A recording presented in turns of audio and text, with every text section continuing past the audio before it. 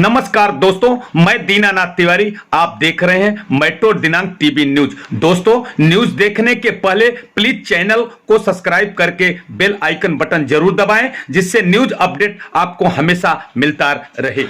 महाराष्ट्र की 3 पार्टियों वाली सरकार झोपड़पट्टी वासियों के लिए कुछ भी नहीं किया। गोपाल शेट्टी।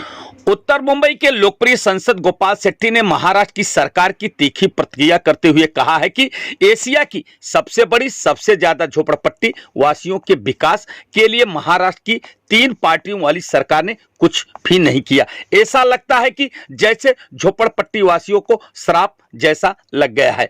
आज 35 वर्ष में मात्र 2,35,000 लोगों को ही मात्र घर मिला है। इसका मुख्य कारण है कि राजनीतिक पार्टियों के लोग व अधिकारी बिल्डरों को कोई गलती न होने के बावजूद भी ब्लैकमेल करते हैं, परेशान करते हैं, जिसकी वजह से विकास का काम न के बराबर बड़ी ही धीमी गति से हो रहा है। अगर ऐसा ही रहा तो कब मुंबई से झोपड़पट्टी मुक्त होगा, यह एक विचार करने और गंभीरता से सोचने का विषय है। आइए हम देखते हैं मेट्रो दिनांक टीवी न्यूज पर मेट्रो दिनांक टीवी न्यूज के संपादक दीनानाथ तिवारी और लोकप्रिय सांसद गोपाल शेट्टी से मुलाकात के दौरान झोपड़पट्टियों के विषय पर क्या हुई चर्चा। गोपाल शेट्टी साहब, जैसा कि आज एशिया की मानी जाए झोपड़पट्टी है, इतनी स्थिति बहुत खराब हो गई और कि ये इसका विकास नहीं, इसका मुख्य उद्देश्य क्या है और क्यों नहीं, इसका वजह क्या हो सकता है?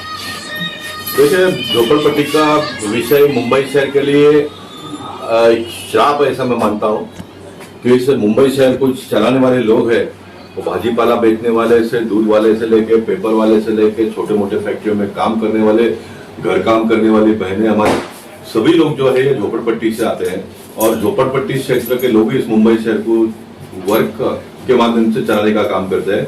निश्चित मुंबई शहर को चलाने में, मुंबई शहर के विकास में धनवान पैसे वाले लोगों का भी उतना ही बड़ा योगदान है। लेकिन मुंबई शहर की झोपड़पट्टी गए 1985 से अगर मैं स्टार्ट करूं तो बाला साहब ठाकरे जी ने 40 लाख लोगों को घर देने का इसका घोषणा किया था। उन दिनों में छगन भुजबल जी मुंबई शहर के मेयर थे। 1985 से लेकर 2020 तक आज 35 साल का कार्यकाल पूरा हो गया।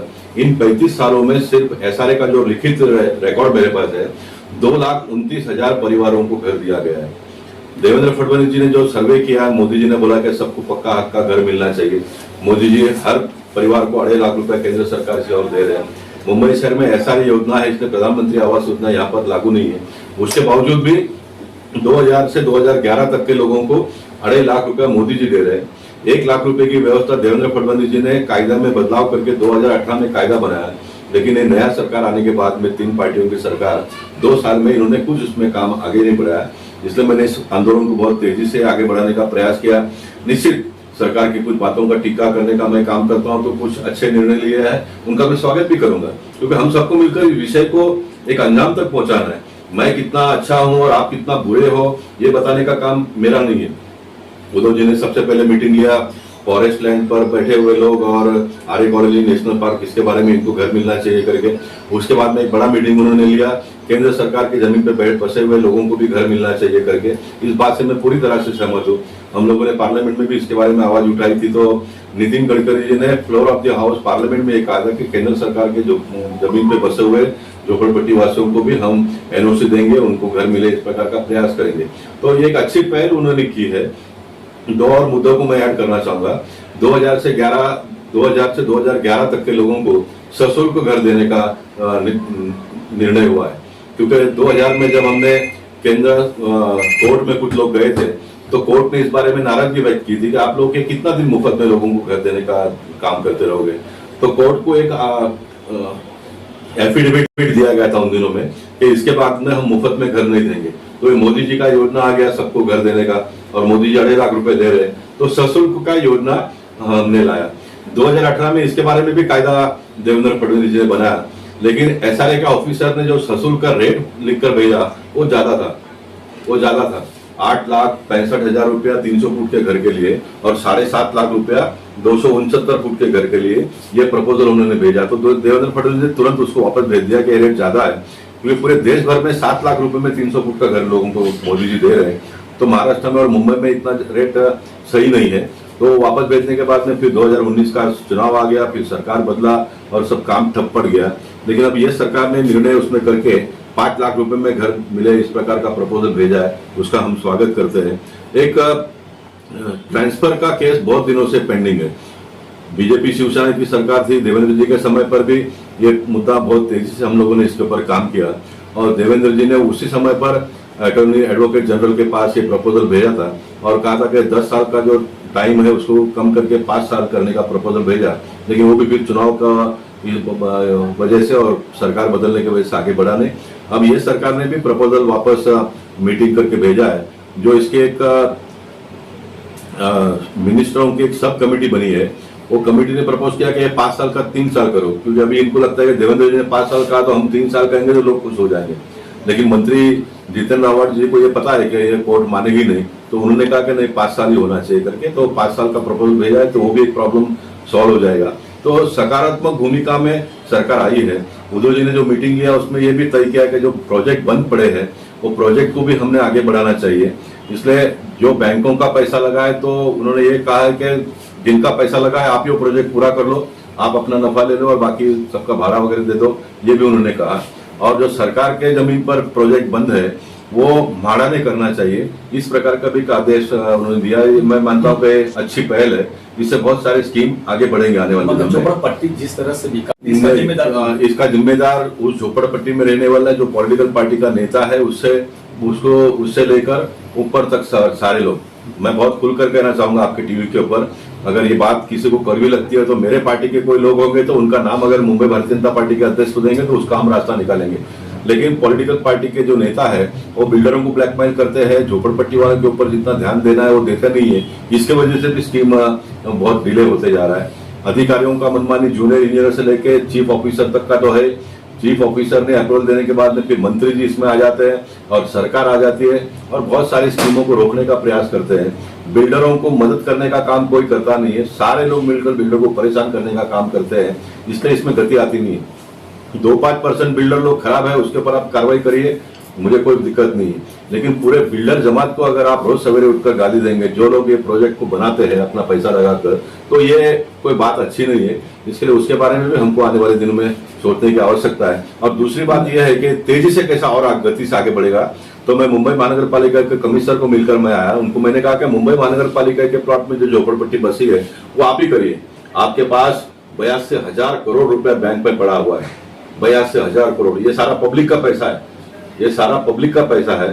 तो वो पैसे से आप डेवलप करिए, आपको लैंड बैंक भी हो जाएगा। आप 300 फुट का ही घर बनाइए। आज बिल्डर बनाता तो झोपड़पट्टी वालों को घर देता है 300 फुट का और बाकी का वो बड़े घर बनाकर बेचता है। तो हमने कहा कि आप 300 फुट का ही सारा घर बना दो, तो सारा ये जो बॉटल नेक रोड वाइंडिंग का काम में जो दिक्कत आती है उसमें से भी रास्ता निकलेगा। माड़ा ने माड़ा का करना चाहिए।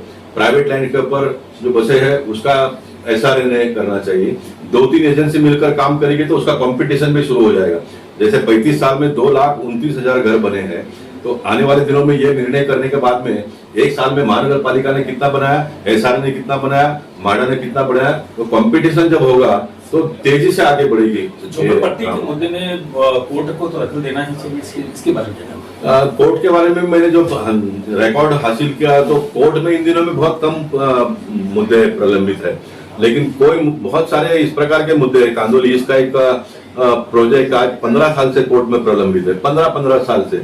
बोरीली का शुक्रवाड़ी का मैटर अभी 2 महीने के पहले कोर्ट में गया है, 0, जिसमें बिल्डर का 1 रुपए का गलती नहीं। जो बिल्डर ने 30-35 करोड़ रुपए लगाने के बाद ये ऑफिसर माड़ा के ऑफिसरों ने उसको दूसरे बिल्डर को दे दिया प्रोजेक्ट, पैसे लेकर दिया है। मैं आरोप लगाता हूँ ऐसा ही कोई लेता नहीं, इतना बड़ा रिस्क को ऐसा ही लेता नहीं है। लेकिन वो बिल्डर जो जुना बिल्डर कोर्ट में गया तो कोर्ट ने तुरंत उसको स्टे दे दिया।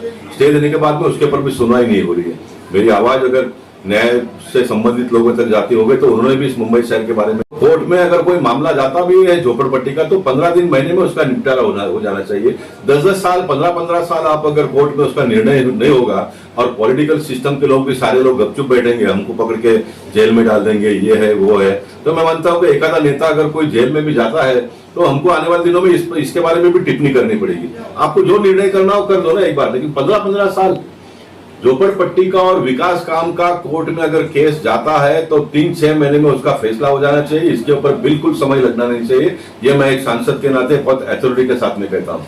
मुखिया सर, पिछले दिनों आपने ये जो ट्रांसफर के मुद्दे को लेकर के आपने एक आंदोलन जैसा आपने भूमिका अदा की थी, और जो लोग ट्रांसफर उसमें कालाबाजारी के पैसा मांगता है, मैं आपके साथ में और लड़ाई लड़ने के लिए इस पे आपका क्या? मैं आज भी कहता हूँ, जब सरकार ही निर्णय करती नहीं है तो ये कलेक्टर के लोग बार बार नोटिस क्यों देते हैं लोगों को? निर्णय सरकार ने करना चाहिए ना। सरकार अभी निर्णय करेगी कि भाई ट्रांसफर करो, उसका इतना रुपया भरना है, और उसके बाद में अगर लोग नहीं भरते हैं तो फिर आप नोटिस भेजो। सरकार निर्णय नहीं करती है, ये ऑफिसर लोग सब, कलेक्टर के लोग, डेप्यूटी कलेक्टर के लोग नोटिस भेजते हैं और उसका ऑफिसर जाके पैसा लेकर फिर वापस शांत हो जाता है।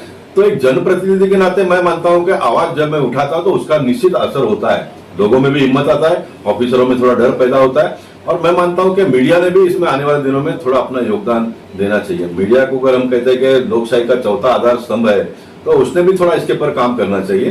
तो मैं मानता हूं कि सब लोग मिलकर करेंगे तो तेजी से और बहुत गति के साथ में इसकी आगे बढ़ेगा और लोगों को न्याय हम दे पाएंगे। धन्यवाद साहब। Thank you.